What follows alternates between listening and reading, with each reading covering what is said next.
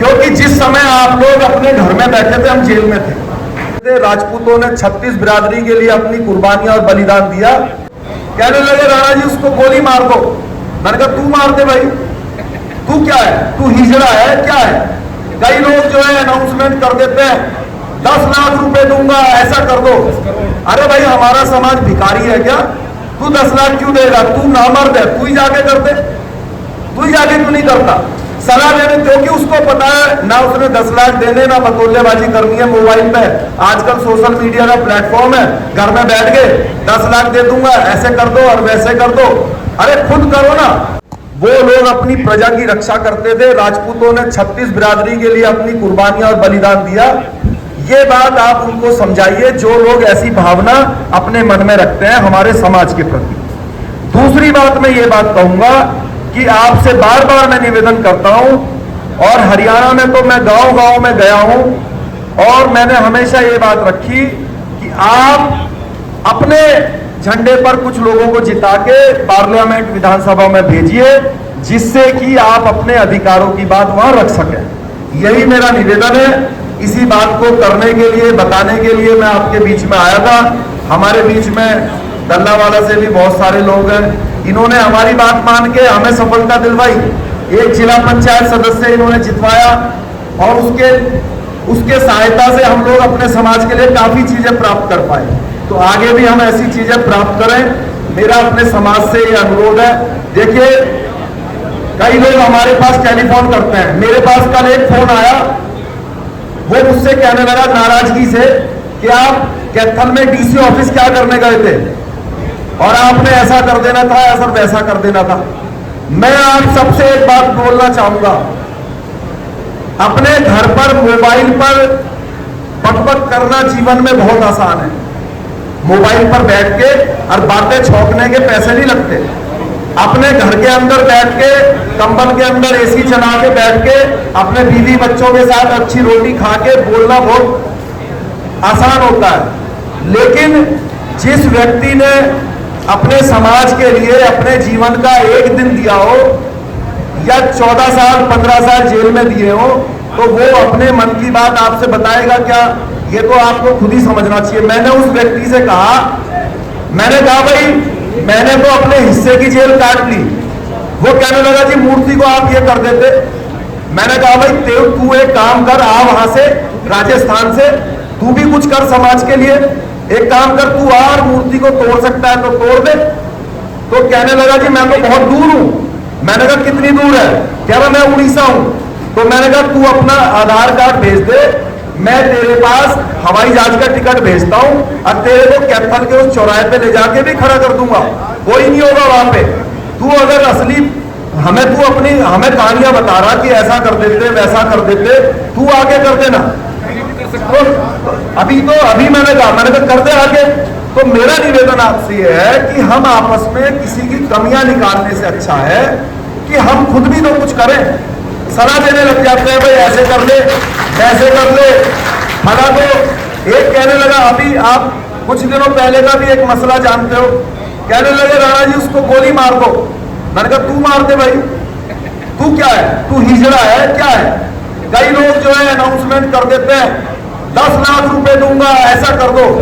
अरे भाई हमारा समाज भिखारी है क्या? तू 10 लाख क्यों देगा? तू ना मर्द है, तू ही जाके कर दे। तू ही जाके क्यों नहीं करता सलाह देने? क्योंकि उसको पता है ना उसने 10 लाख देने ना बतौलेबाजी करनी है। मोबाइल पे आजकल सोशल मीडिया का प्लेटफॉर्म है, घर में बैठ के 10 लाख दे दूंगा, ऐसे कर दो और वैसे कर दो। अरे खुद करो ना।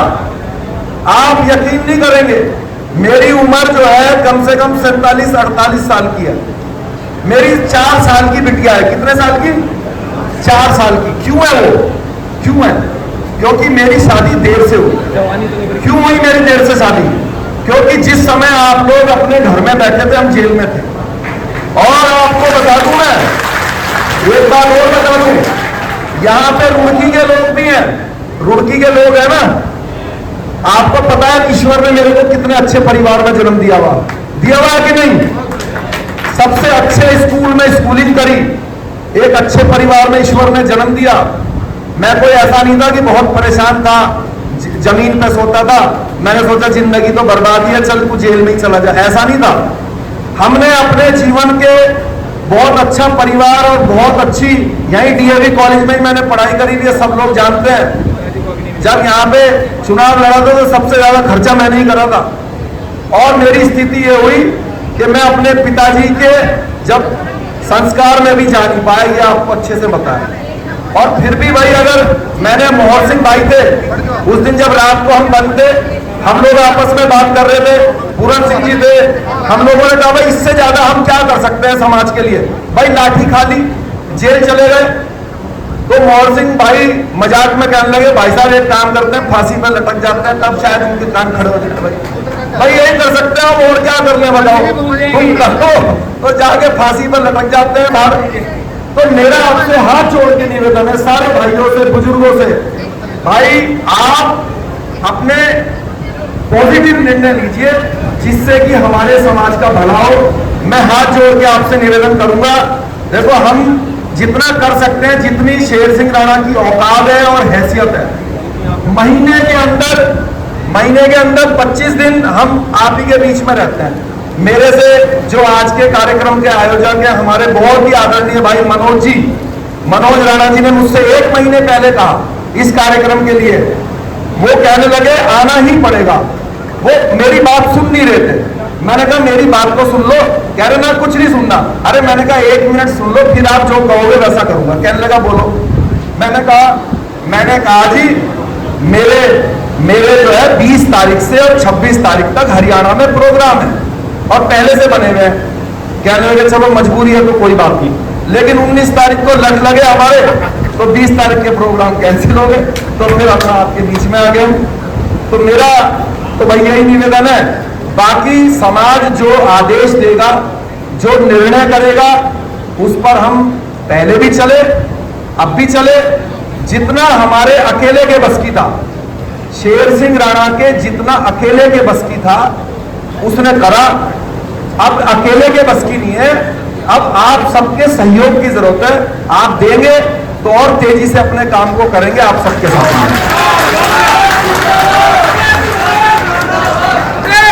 वीर बजरंगी। तो बहुत बहुत धन्यवाद। और आप सब अब क्योंकि कार्यक्रम समापन की ओर है, समय भी बहुत, आप सुबह 9 बजे से बैठे हैं, मैं बहुत धन्यवाद करूंगा। मनोज जी को भी बहुत धन्यवाद करूंगा, जो आज के आयोजक हैं उनको भी बहुत धन्यवाद करूंगा। मेरे से आदरणीय आनंद मोहन सिंह जी कह रहे थे कि भाई सफोकेशन हो गई है। मैंने कहा जी ये तो मतलब इतना पता नहीं था, क्योंकि वो तो लाठियां लगी तो अपना भीड़ 10 गुना आ गई, वरना तो इसमें काम चल जाता हमारा। तो लेकिन बिना लाठी खाए भी इकट्ठा होना सीखो। ऐसा नहीं है डंडे खा के इकट्ठा होना है, बिना डंडे खाए इकट्ठा होंगे तो वो नौबत ही नहीं आएगी कि डंडे पड़े। तो बहुत बहुत धन्यवाद, जय हिंद, बहुत बहुत आभार आप सबका। नरोगा जी का भी बहुत धन्यवाद। आप सब जानते हैं नरोगा जी तो हमारे वरिष्ठ वक्ता हैं बहुत ही, और हमारी बहन बैठी थी वो चली गई। और मैं मकराना भाई का बहुत धन्यवाद करूंगा एक बात को लेके, जब हमारे अच्छे गए कोई बात नहीं, जब हमारे वहां अरेस्टिंग हो गई तो इन्होंने देखो आओ या नहीं आओ लेकिन हौसला बढ़ाना चाहिए अपने लोगों का। तो उन्होंने लाइव आए, उन्होंने कहा हम आ रहे हैं वहां पे, उससे भी दबाव पड़ता है शासन प्रशासन के ऊपर, सरकार के ऊपर। हम हो सकता है कि उस समय ना जा पाए, लेकिन हमारा फर्ज है कि हमारे भाई अगर किसी पीड़ा में है, किसी प्रॉब्लम में है, तो हम अपने भाई का उत्साह बढ़ाएं। ये नहीं है कि उसकी टांग खींचें या उसके उत्साह को नीचे करें। तो ये भी गलत बात है कि जो कर रहा है उसका हम टांग खींचते हैं और खुद भी कुछ नहीं करते। तो खुद भी करो, दूसरों को भी करने दो। बहुत बहुत धन्यवाद, जय हिंद।